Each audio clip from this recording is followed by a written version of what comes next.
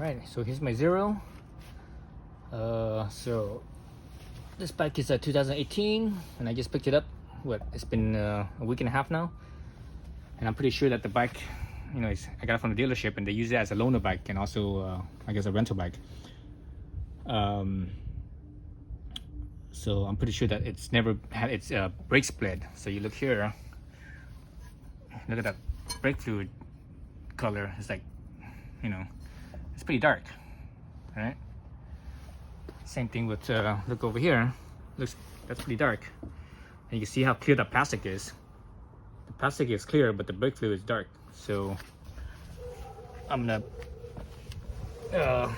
change the brake fluid, or bleed the brakes, I should say. So essentially, yeah, change the brake fluid.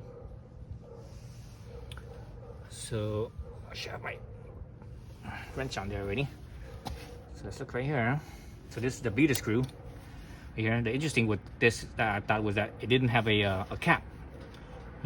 Normally you have a cap on there. So I actually bought some caps for this. Let me show you what I got. Because obviously Zero didn't come with it, so I actually just bought me some Honda bleeder cap, and they should be the same size. Because those bleeder caps are pretty much standard in size. Right. So let's look at that. I did a little rubber cap thing.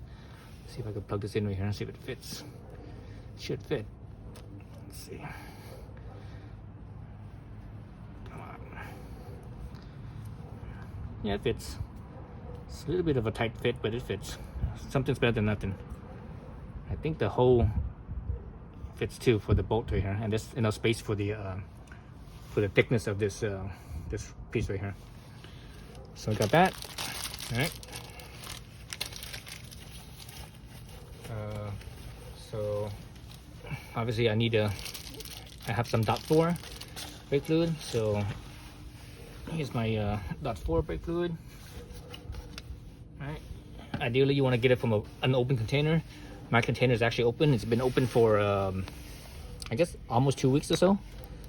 A week or two, probably over a week. I think it's been like a week and a half or so, because I just recently did the brakes on my CB300.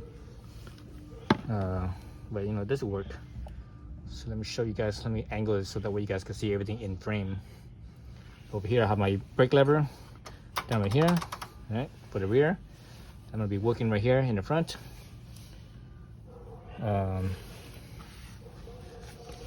And I have a little, so this is my fresh brake fluid and this is the waste brake fluid. So I have a little hose right here that I'm gonna attach to this nipple and bleed it out. So what I'm gonna do is I'm actually gonna take this off first because I need to put this on first. I'm gonna take this off, put this on, screw it back in, then do the bleed. There's no sense in doing the bleed before you put this on, because when you have to put this on, it's gonna have probably air bubbles anyways. So I need to be quick about this because it's gonna. Well, I might even have to plug my hand right here to block off the fluid from flowing if it does flow. So really quickly right here. Actually, it's not even flowing yet. So it's dry. So that's good. It's only wet right at the tip. So that's good. So just put this in right here. So it's basically being held by vacuum is what's happening. Okay. So I have that around the nut like so. Let's put this back in. So this bleeder is a 8mm, right, 8mm wrench. Okay, that's in. I'm gonna leave it like that. Actually, I need to put my wrench on there. So I'll get my wrench on there. I can put my nipple on here over that. So this hose is really old, so it's really hardened. If it was like a newer hose, it would be more pliable. Or maybe if I left it out in the sun or warm it up, it would be better. And I have a little zip tie around it, so it doesn't just fall off easily. Yeah, this thing's so stiff right now. It's like it's real stiff. It was like warm, it would flex really easily, as I mentioned. But anyways, I have a clip right here, so I'm gonna use this clip to hold onto my waste bottle right here, so that way it doesn't spill everywhere. Oh, when I did that, it just came off the nipple. You'll see it actually came off the nipple over here. Okay. Again, it has to do with this hose. This hose is kind of so stiff that it's not having any give here. Let me try to bend this a little bit more. Oh shit, oh, dang it. Just popped off the bottle.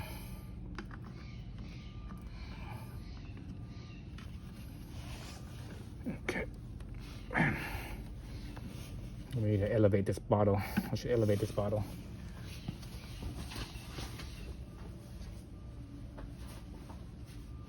I'm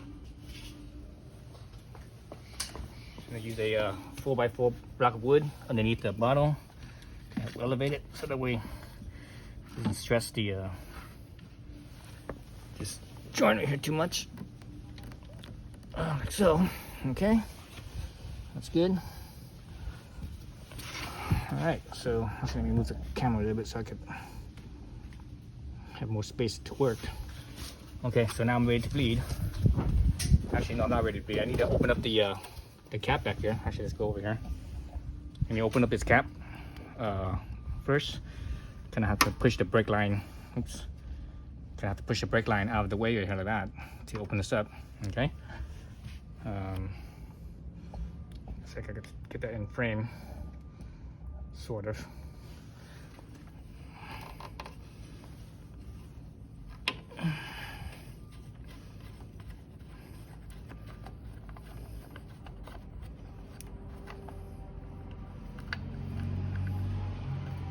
So there's the cap. It's pretty clean. I see a little bit of wetness around the circle right there. You can see that? A little bit of wetness. That's fine. Set that down. Then you have, let's see, you have the a little support for the bellow.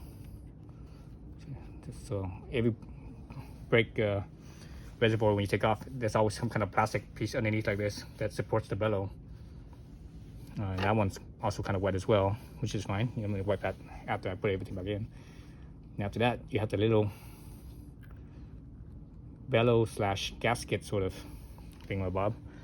That's always going to be wet as well, and you know, you should clean that up before you put it back in.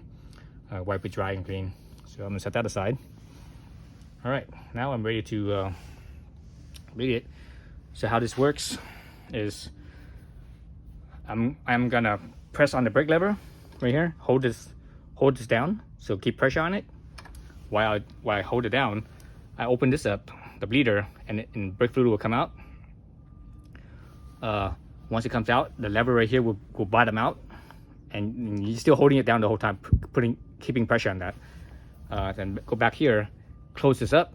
Once you close this up, then you could release the pressure, and after you release the pressure, pump it. I usually pump it 3 times, and on the third one I hold it down again, hold the pressure, then go back to this, open it up till the fluid stops flowing, close this back up. Then I could release this and just repeat that.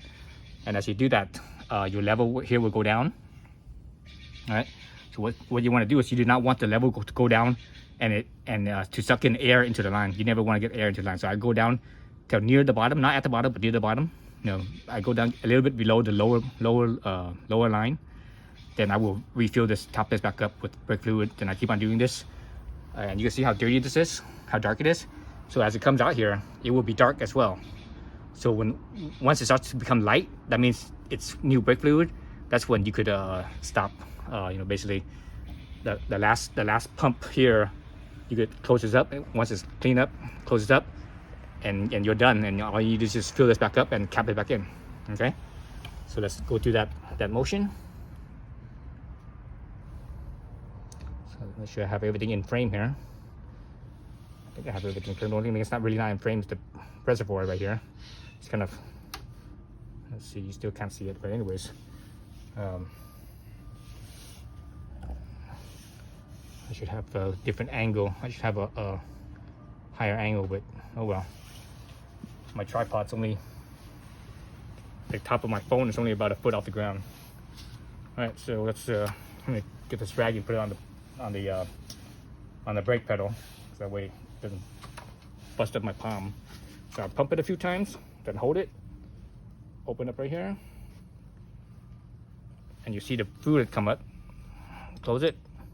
All right, so there's the fluid coming up. See that? Fluid coming up, a little dark. All right.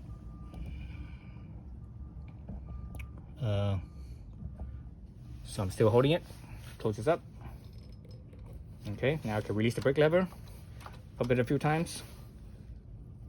Open it up, and you see the brake fluid coming up again. Close it. Release the brake lever. Pump it a few times. I just keep on repeating that. Same thing.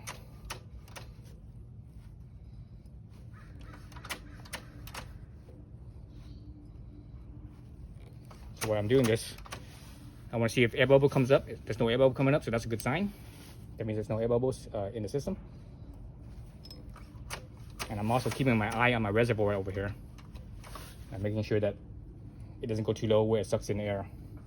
Because if that happens, man, you have to go through a filling of the reservoir like probably like 5 times to be able to get the air bubble out. So it needs to travel here all the way back up to the ABS.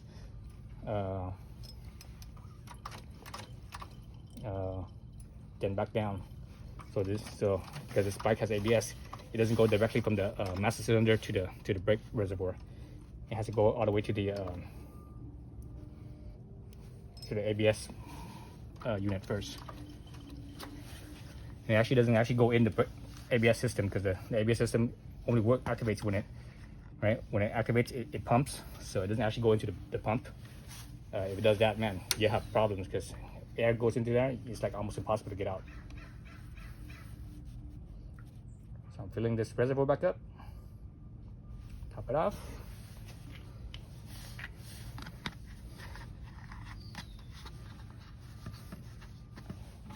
All right.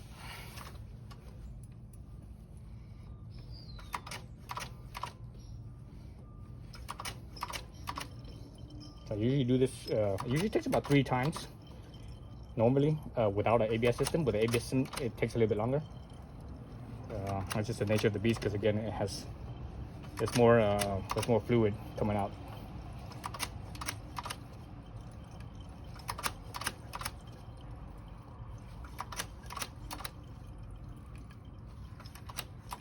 There's more, I should say, there's more volume of fluid, so that's why it takes longer. So I'm going to keep on doing this off camera. I don't want you guys need to see me repeat this. So I'll cut back in when I finish up. All right, so I'm basically on my last refill. So I pretty much chop it off. I'm gonna bring it down until it goes below the upper mark. So same thing. Pump it. Open it up. Let it bleed out. So I'm gonna keep an eye on the reservoir level. Get it below the upper mark. So remember, this bike already has 2,300 miles. So I don't want to be at the very full mark. I want to be slightly below that.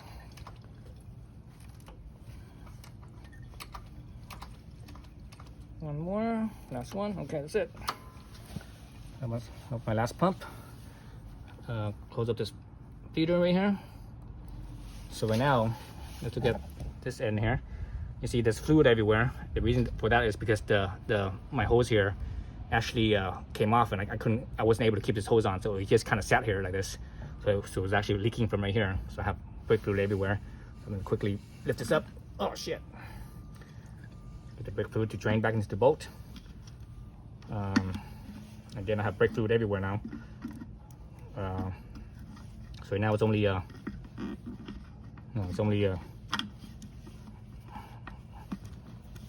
short time, so it's all right. If you leave the brake fluid for too long, it will actually eat the paint. So be mindful of that. Old reservoir side, and you see there's like brake fluid brake fluid everywhere. There's like brake fluid here, brake fluid over here, brake fluid all over here, all over my wheels. So once I finish all this up, I'm gonna take some water. I'm just gonna rinse all this off with water. You don't need to use soap or anything like that. Just water is fine. Right here and everything here when I finish.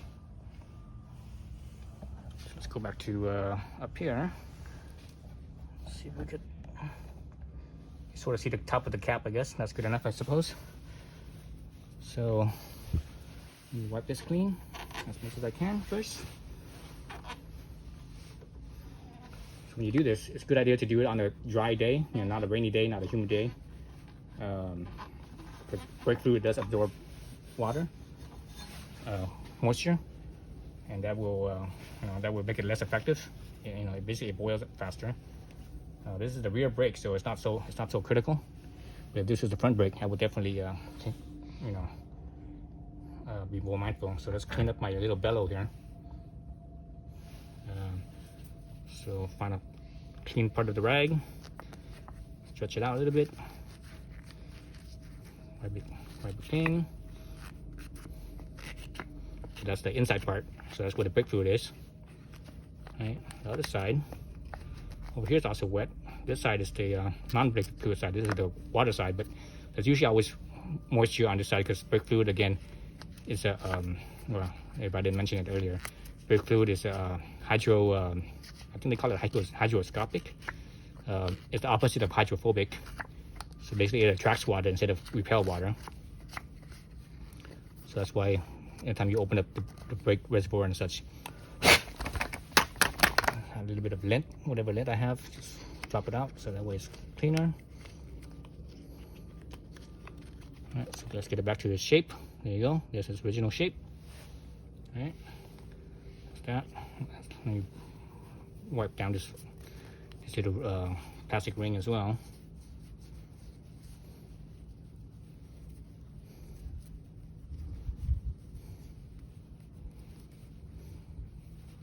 Okay, so back up to the reservoir right here. Let's see if I can do this with one hand.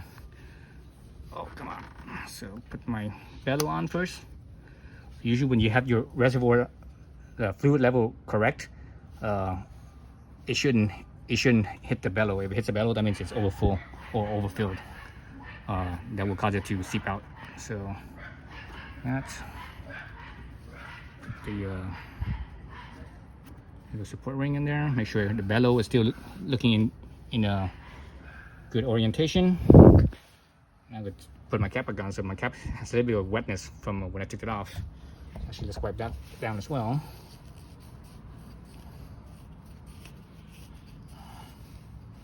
Okay, so let's put this on.